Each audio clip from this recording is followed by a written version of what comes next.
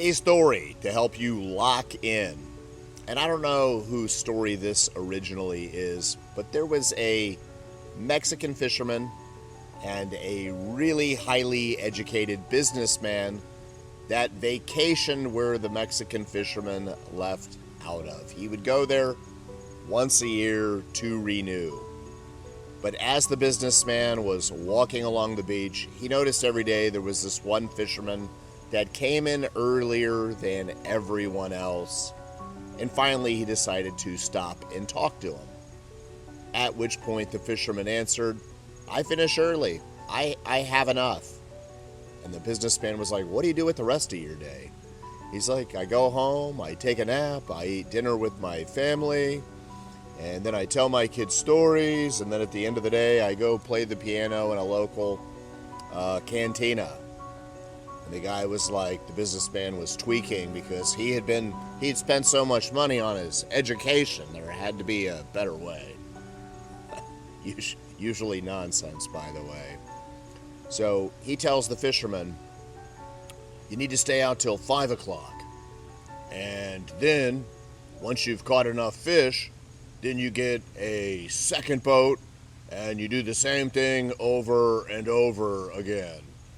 And the fisherman was polite and he goes, "Oh, what happens next then?"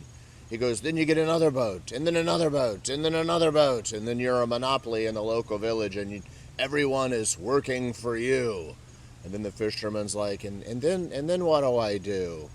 And he goes, "And then you get your own cannery and we cut out the middleman and then we get more boats." And the fisherman was like, "What do I do next then?"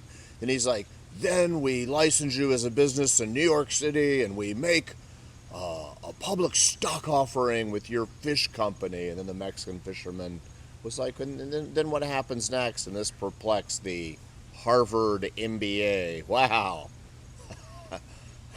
He goes, "Then you retire to a small Mexican coastal fishing village and you read stories to your family and you play piano at the bar."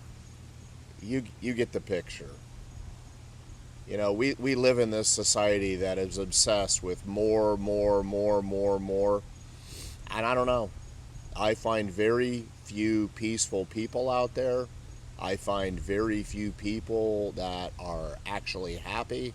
And I just find a lot of people that are like, "I'll finally slow down and be happy when I get to the end of the other more." And it's usually just a complete illusion. But ponder that.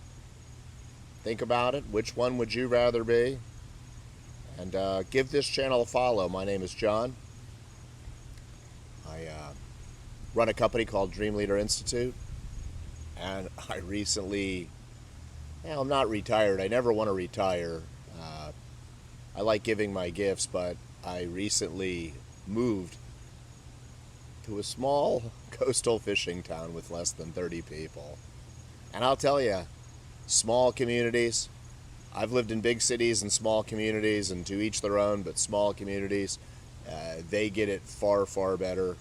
And don't sell out your piece, and give this channel